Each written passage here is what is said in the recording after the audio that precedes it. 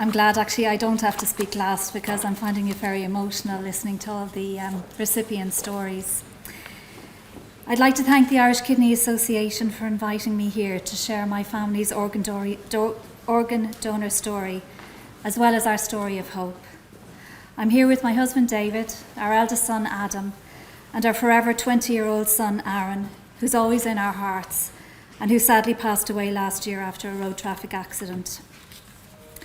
I'm proud to say that all of my family are organ donors and that we made good on Aaron's promise last year. Although letting Aaron go was the most difficult decision my family have ever had to make, honouring his wishes to donate his organs wasn't.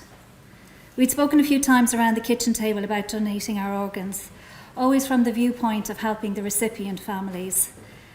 The boys lightheartedly joked that it wasn't a big deal. After all, we wouldn't be needing our organs when we were going anyway. But to be honest, when the time did come to make the decision to donate Aaron's organs, it was mostly from the viewpoint of helping my family, because we couldn't bear the thought of Aaron's life coming to such a sudden and out-of-order end. So we honoured Aaron's promise and gifted his life-giving organs. In return, his recipients have gifted us hope. Aaron's spirit has moved on to a higher consciousness, while here on earth, 4 warriors safeguard his heart, his kidneys, and his liver. Like a warrior, I imagine that transplant recipients and those still waiting on the transplant list have to be brave and fight for your lives, battling through pain and suffering until you get that life-changing call, and then anxiously waiting while your body adapts to its new charge. My family are eternally grateful that our beloved Aaron is being safeguarded in your protective care. I'd like to tell you a little bit about Aaron. Aaron was joy. You couldn't help but be taken with his infectiously big smile and his cheerful disposition. He was tall and strong and proud of his gains, which he'd achieved from months of working out in the gym, and took every opportunity to show his tattoos and his gains. He was street smart and emotionally intelligent, and he had the gift of the gab, all of which enabled him to talk his way out of trouble, talk me into saying yes, and talking the young ladies of Trim and Navan into going on dates with them. But Aaron didn't just use his emotional intelligence for his own advantage. He used it to be kind to others too. He was a lifeguard and a swim teacher in Ora Leisure Navan. He loved teaching, and he especially loved helping his beginners class, the junior ducklings, overcome their fear of the water. Aaron was generous. He gave smiles and hugs freely. He recognised vulnerability in people and knew how to hold space for you and make you feel seen and heard without judgment. In fact, 2 of his mates separately told David at Aaron's celebration of life funeral that Aaron had actually saved their lives by just turning up and being there for them when they had each been going through a prolonged, difficult time in their lives. The week after Aaron passed, I decided to tidy his room. I found old school copybooks and I threw them out without looking through them. But I picked up a refill pad and for some reason I flicked through it. There was only 1 page written in the notebook, and as I read it I realised it was a journal from when Aaron had been in self-isolation in February last year, when he was only 19. It read, "I'm going to be myself and be nice to everyone I can. Even if a small thing I do makes someone smile, then I did a good job, because everyone has their battles, and even if for a few seconds they are happy, it makes a difference." Up until I read Aaron's journal entry, I thought being kind was just part of who he was. Maybe it was, but I know now that it was also something he was aware of the power of, and he consciously did. And I realised through his words, "I'm going to be myself," that Aaron had the self-compassion to accept himself as he was, and the self-awareness to recognise that he was more than enough to make a difference. Once again, since Aaron passed, I felt hope, and I wanted to share that hope. Thanks to monies raised through a GoFundMe page by Michael Archibald, Aaron's friend since childhood, I can share that hope. I've created a character called Ducky. He's a little blue duck with a big smile and an even bigger heart. And like Aaron, Ducky is an empath and a kindness activist, carrying out acts of kindness, 1 ducky deed at a time. A ducky deed is a conscious act of kindness carried out with intent. It leaves the recipient in a better position than before the act. It's not random. It requires careful consideration and understanding of what someone needs rather than what's convenient for us to give. But a ducky deed doesn't have to be a grand gesture. It can be as simple as making eye contact with and smiling at a person that we notice looks sad or lonely and is perhaps in need of human connection. It can be something we refrain from doing, like not punching with our fists or harsh words. It can be gifted to a dear friend we've known for years who's going through a difficult time by asking how they are and actively listening to them, or just sitting with them and holding space for them.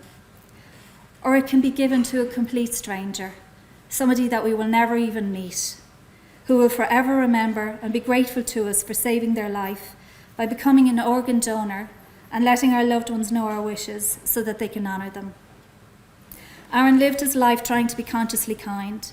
His last act of kindness of donating his organs is Ducky's first Ducky Deed. My family are hosting a Gift of Life Ducky Deed Derby this Sunday during Organ Donor Awareness Week, and it's in association with the Irish Kidney Association. It's a relay swim race in Ora Leisure in Navan, where Aaron worked and where both Adam and our nephew Dill still work.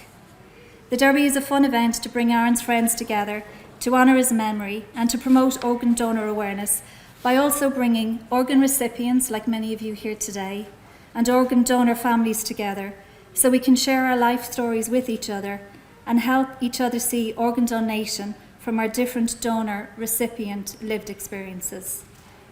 It's a closed event as we only have limited seating, so if you haven't already received an invite, please contact me through our Instagram page at Ducky Deed, or I'll volunteer Colin if you can contact Colin in the Irish Kidney Association. When my family did have our conversation last year when Aaron was still with us, it was actually quite light-hearted. We intuitively knew that organ donation saves lives and thought it was no big deal for us to donate our organs. Having lived through the experience as a deceased donor family and having the honour of speaking with organ recipients since, our family have a completely new appreciation for just what a big deal organ donation is. Organ donation doesn't just save lives, it enhances the quality of lives too, and brings so much hope to both the donor family and the organ recipient family.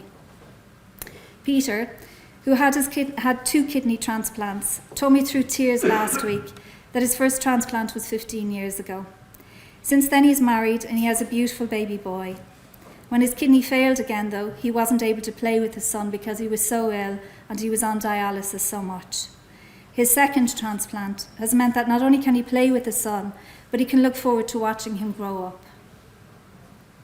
As a mother of a deceased donor son, I cherish those extra gifted moments for Peter.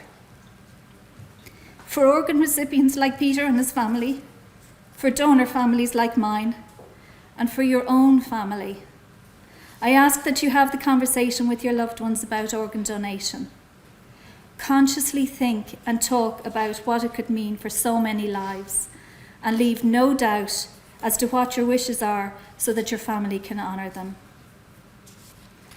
Finally, I'd like to read our organ donor family's open letter to all organ recipients.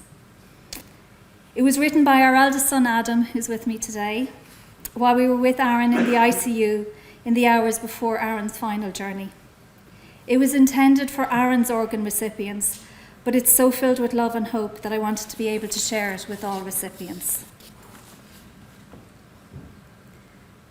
From a place of pure love and adoration, although this was taken from us far too soon, we hope it can be given to you at just the right time. This organ was used by someone loved and cared for by many.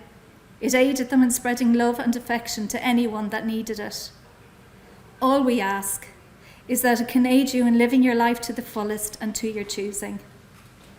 From our family to yours, this gift will live and love on in you. Thank you.